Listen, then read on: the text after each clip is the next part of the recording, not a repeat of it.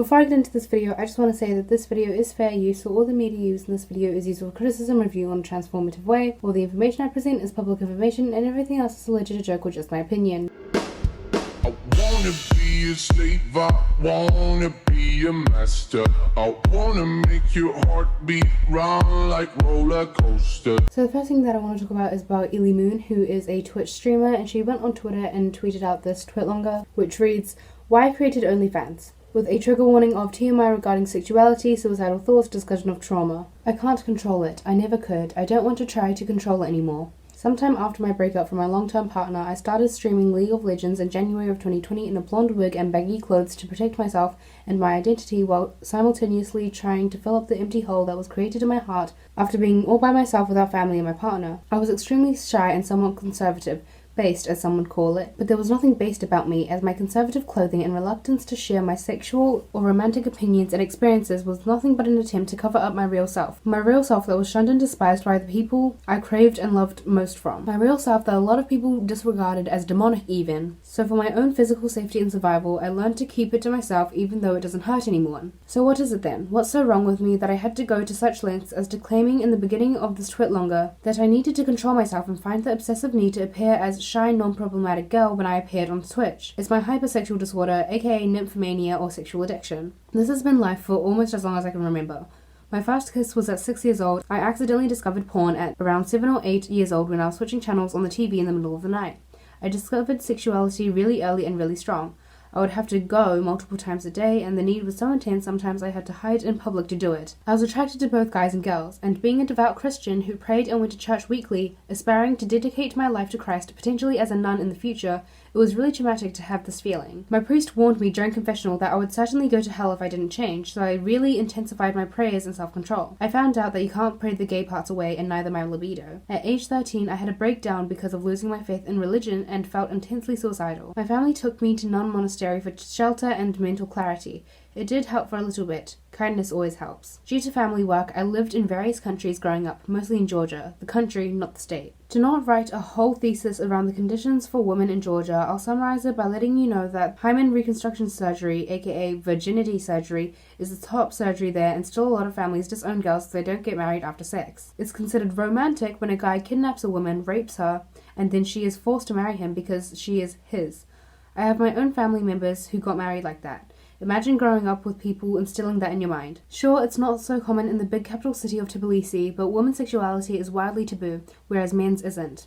Women are not sexual. Sexual women are Western disposable women. Not the wholesome Georgian women, of course. Having lived in European countries from my mother's side of the family, having an accent while speaking Georgian, and looking a bit different, I was often verbally mistreated, called Natasha, which is a slang for promiscuous Eastern European women, and threatened with physical violence. It's really ironic because I was still a virgin and held somewhat conservative beliefs and would be considered socially normal, even innocent, by Western standards. One of the worst parts as a teenager was hiding my girlfriend for 2 whole years out of fear of getting kicked out of the house and trying not to get killed or beaten by hardcore conservatives like how I witnessed they did to some LGBT and allies during LGBTQ rights rallies in Tbilisi. This happened on May 17th, 2013. There was only around 30 to 40 people, 2 of which was me and my girlfriend. We got out safely, unlike some unfortunate people. 10,000 anti-LGBTQ crowd armed and ready to take out people that attended our peaceful gathering. Hallelujah. I left Georgia and have been living in Lithuania for some years now. It's a million times safer, but all that trauma of how wrong I am naturally didn't just go away. Bisexuality aside, compulsive sexual needs take up a big portion of my day. I skipped school days, university days, and now some stream days because I'm quite literally too horny to function. I didn't choose this, I was born this way. I fought it for years. You only learn how to control it, not how to remove it. I stopped watching porn for years, both to submit to my ex-boyfriend's wish not to, and to curb my own sexual impulses. He is an asexual. Don't ask me what the fuck I was thinking, most sexually repressive time of my life. There's not a lot of research done on abnormal hypersexuality in women because most sexuality studies are oriented on men, so I don't even know if this is normal or not. Even on Twitch at start, I was praised for not being like other girls by covering up, etc. And you know what? Fuck everyone that says that. That's what. I'm over the mindset of let other people have their own opinions, ooh. Nah, fuck that. I'm not tolerating intolerance anymore. Let people do whatever they want as long as they don't hurt others with it. I'm so fucking tired of hating myself for something I was born with and listening to others on how I should be and hurting over seeing a lot of genuinely nice people being torn apart because of similar reasons. I love myself. I'm so fucking hot. Let me fucking be. And I deeply regret ever expressing anti-sex related opinions because I let harassment, trauma, and control from others get to me. Being traumatized is not an excuse for ignorance, so I will always regret each time I say something sexist or similar. Only thing I can do is just be honest with myself and educate and help others in a similar situation moving forward. So here we are, present day. It's been 2 days since I've had an OnlyFans, around 5 days since I've been preparing for it. You can guess I get myself off a lot, but this is probably the record of how much I've done it in a single week. I feel really celebrated and appreciated for something that plagued me my whole life. In my experience so far, the group of people I interact with there are really eloquent, successful, and respectful men. Big note on respectful. Most men I encounter on OnlyFans are financially successful in life and want to compensate women they appreciate for their work and always ask you about your boundaries. It's really funny that I get sexually harassed on Twitch almost daily, when so far no one has pushed my boundaries on OnlyFans. I know it makes some people mad just by reading this because they refuse to believe it, to feel better about themselves. But hey buddy, I'm just telling as I see it. This is to let naysayers know, let people have nice things and stop trying to tear them down. Rethink why you care so much about what other people do behind closed doors, and I wish can get your insecurities treated as I was thinking like you at some point, and I know how bad it affects you. This is for any hypersexual person who reads this. You are so much more than just your sexuality, and as overwhelming as it is, there is nothing wrong with you celebrating yourself in all ways. Remember, sexuality is not a devil's temptation because concept of religion is just to control the masses and to claim sense of virtue based on arbitrary actions. You're a bad person if you hurt someone, including yourself, so please don't hurt yourself. This is for any asexual person that reads this. It's okay to not feel comfortable and want sex in this sex-oriented world. Don't let anyone tell you otherwise because it's your body, your life, and your choice what to do with it. Honestly, sometimes I'm jealous of you because you probably see things and people with so much clearer perspective when you're not clouded with unconscious horniness. And finally, this is for generally open-minded, supportive people. God, I'm so happy you exist because even if we're different in a lot of ways, your existence creates space for peace and safety. Not being judgmental and the kindness you give to the world drives me to happiness and tears, and you need to be cherished at all costs. You just being you, being cool and normal with different groups of people is inspiring and saves lives even when you think I'm just a dude who is simply reading somebody's twit longer at the moment. More like you're just the most amazing dude. Anyway, this took me a bit more than an hour as I'm crying to write, so I'm going to unwind and see what my boys are up to. The only response under this that I found that I thought was worth sharing says, for the creeps, hypersexuality doesn't mean they want to fuck everyone they meet.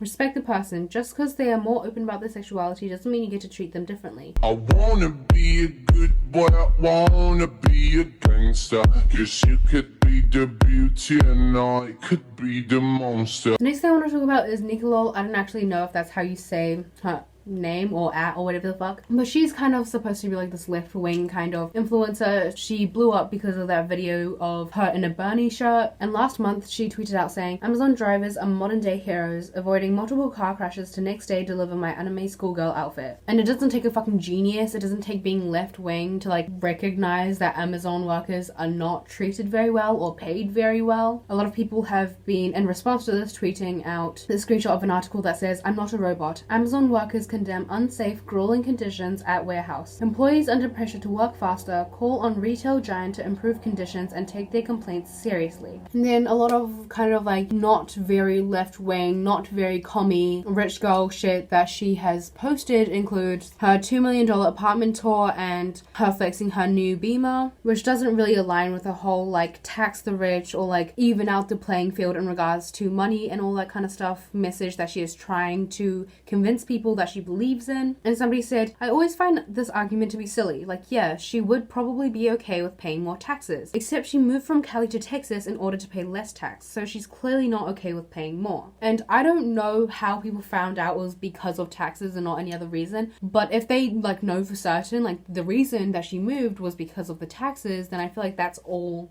the proof that was needed. But wait, there's more. Somebody said in response to another tweet, I truly hope this is a joke. No one gets into waitressing thinking they're going to be rich on tips. They barely make minimum wage. Tips are a lot of their pay. Also, who the fuck doesn't tip? If you can't spare to give at least $2 to your waiter, don't go out to eat. It's just rude. To which she responded, get an actual job that pays minimum wage. I'm not going to give out handouts that they feel entitled to because they brought me one drink in my plate. I always hate the argument of like minimum wage workers or like not even minimum wage workers like don't deserve the wages that they get. What are you going to do when they're not there? What are you going to do when the burger flippers aren't there? When your waitress is not there? How about you work minimum wage? Okay? Work minimum wage, be a waitress, and see how your opinion changes after that. How would you feel if you had to deal with bullshit customers like this all the fucking time. You got damn lucky that you blew the fuck up on the internet and you were probably rich as fuck beforehand, since you clearly didn't have to have a minimum wage job. So the least you could do is have basic human fucking empathy.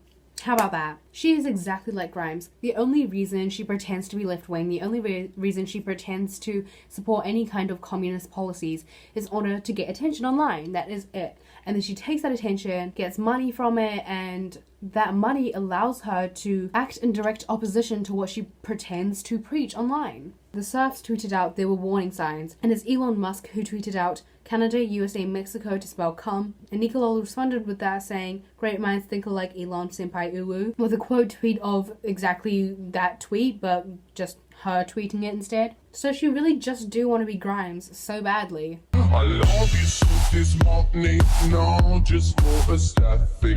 I wanna touch your body so fucking electric. The last thing that I want to talk about is frenemies, because I'm sure you'll have heard already that TRISHA Paytas stormed the fuck out, but there's just a lot happening and it's a bit messy at the moment, so let me clean it up for y'all. So at the end of the podcast there was like a kind of advice or Q&A kind of section, and Trish starts to absolutely hate on the idea, saying shit like, "This is so boring, this is what, like, you know, like Q&As are only for people when they like run out of ideas and they're lazy as fuck and they can't do shit." And then it was revealed that the person who came up with the idea was standing in the room, just listening to them talk utter smack about their idea. And it was also their first day on the job, so that must have felt great for them. So then there was like just this weird kind of awkward moment that didn't really fucking make sense, that ended with Trish just leaving, and then Ethan was like, "Okay, well, I don't know what I did to make them leave, but something happened." And it turns out that Trish wanted Ethan to only employ people that they approved of, which is odd because they're just like a co-host of Frenemies. They're not an owner of H3H3 or anything like that. And then Trish said that they wanted to essentially rehire the entire crew, and include their sister in it as well. Ethan obviously refused because what the fuck. But Ethan tells the crew that Trish said this, and they essentially said that like if Trish isn't happy with the way that we are here and that we are doing things and they don't want us to be involved, then they could just get their own crew. If they're so upset about it, they can get their own crew. When Ethan relayed this information to Trish, they made a video complaining about the experience on the Frenemies podcast, saying that they had no control over everything, and they just wanted like a little creative freedom and all that kind of shit, and just like be involved. So then Ethan releases a video basically explaining the whole kind of like behind the scenes, like mechanical kind of stuff, not mechanics, but like, you know what I mean. It was revealed that 45% of the income was given to Trish, and Ethan would take 55 in order to kind of cover the production costs and like for the crew and everything, but the 5% didn't actually cover like enough, so he would pay out of pocket for a lot of things. Trish demanded to see what the 5% was for. Ethan refuses because he doesn't have to show them shit. Trish is basically an employee in the situation. This is not Trish's show or anything. It's not their company. They like can't demand to see records or papers and shit like that. It's basically like an employee situation. It's a co-host situation. It's a guest situation. So then Trish posts an apology, but then goes to post a bunch of screenshots that don't really say anything. But there was this one screenshot where Trish refers to themselves as Jewy because of, you know, being stingy with money and like just the way that they wanted to handle. This was when they were discussing like the 45-55 split, by the way, because Ethan realized that he did have to pay his crew quite a bit more than he thought that he did. And a lot of people took that to, like,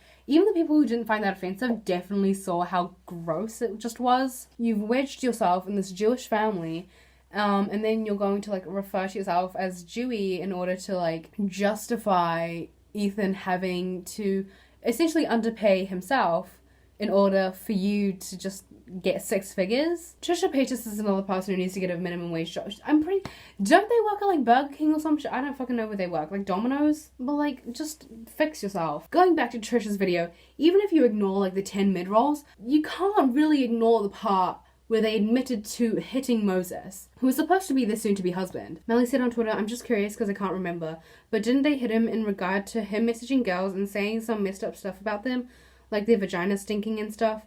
I don't know. I know that was an issue they had, but I'm not sure if that was hand in hand with this." And Leo responded with, "Trisha didn't explain what happened. They only said that they hit Moses over the summer, so I'm not sure if this is something that was ever addressed, to be honest." I found this thing on Reddit where it was a picture of a big-ass bruise on Moses' arm that specifically highlights the window in the back, which they then linked to a picture on Moses' Instagram pointing out how it's the same window behind him in this photo that was behind him in the other photo without his face with the bruise. There's also these text messages where Trish texted Moses saying, "Will you call me?" and he just responded with a picture of his bruise. They then texted somebody else, and this is the person that leaked the pictures of his bruised arm, and said, "Got small T update." They said, "What happened?" "She called a couple times yesterday and texted, this was my reply. Oh wow, I knew she would be back at it again. Now you can read all the text messages she sent you, lol." So yeah, not enough people are talking about how they fully admitted to physically abusing Moses. I don't know why that wasn't really focused on as much as it should have been, but also this is the same type of lack of accountability as when both Trish and Moses both collectively just casually and blatantly admitted that Trisha at the very least sexually assaulted him. It was a TikTok which I saved for a video, so it's in one of my videos, but I don't have it right now. But it was like toxic relationship check, and you put a finger down for like everything that's happened, and one of the put a finger down things was put a finger down if your partner has ever made you do something sexually. And Moses put his finger down, and then Trish laughed it off. So there's also that. I feel like we should also bring that back up. I'm not quite sure how this entire thing turned into Trish storming out from frenemies because they don't have an idea of how businesses work, into they're abusive both physically and sexually, but this is where it has ended up, and I feel, Jesus Christ, you fucking scared me. But I feel like we should talk about it. Anyway, that is all I have for you guys today. If you liked this video, if you liked me, make sure to like and subscribe. If you didn't like me, make sure to get into contact with my teachers because I bet you'll have a lot in common, and make sure to stay safe and stay hydrated.